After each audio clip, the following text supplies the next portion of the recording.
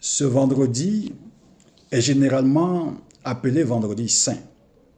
Il a ceci de triste et de troublant qu'il captive tous nos regards et les oriente vers la vie d'un homme. Un homme juste, mais pris et tué injustement par ses bourreaux. Mais un homme qui assume pleinement son humanité et son destin jusqu'au bout.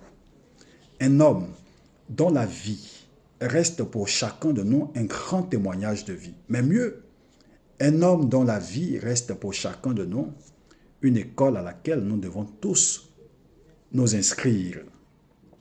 Au dernier moment de sa vie, en ces moments ultimes où on ne trouve plus de mots pour exprimer ses sentiments, Jésus trouve l'occasion de laisser entendre ces paroles qui pourraient paraître des paroles de désespoir.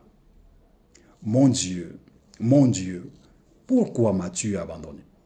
Nous avons là l'expression, le sentiment d'un homme qui se retrouve en face à son destin et qui doit l'assumer et qui l'assume jusqu'au bout. La preuve qu'il assume ce destin jusqu'au bout, c'est qu'à un moment donné, il laisse entendre cette parole.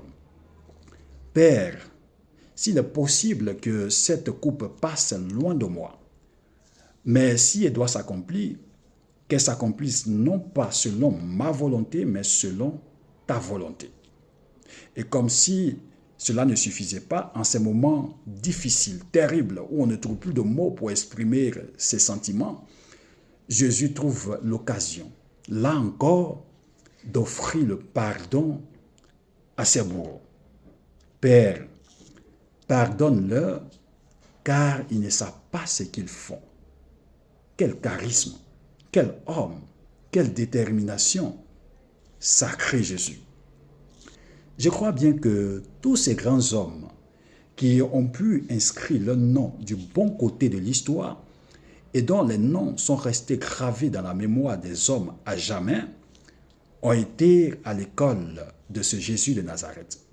Je veux citer ici Nelson Mandela, Thomas Sankara, Lumumba, Martin Luther King, Abraham Lincoln. Tous ces hommes se sont inspirés de la vie de Jésus. Mais la leçon que nous pouvons ici tirer en ce vendredi saint, c'est surtout cette leçon du pardon. Offrir le pardon à ses bourreaux, à ses offenseurs, ce n'est pas un acte de faiblesse. Jésus nous indique clairement ici que offrir le pardon, c'est la marque distinctive des grands hommes.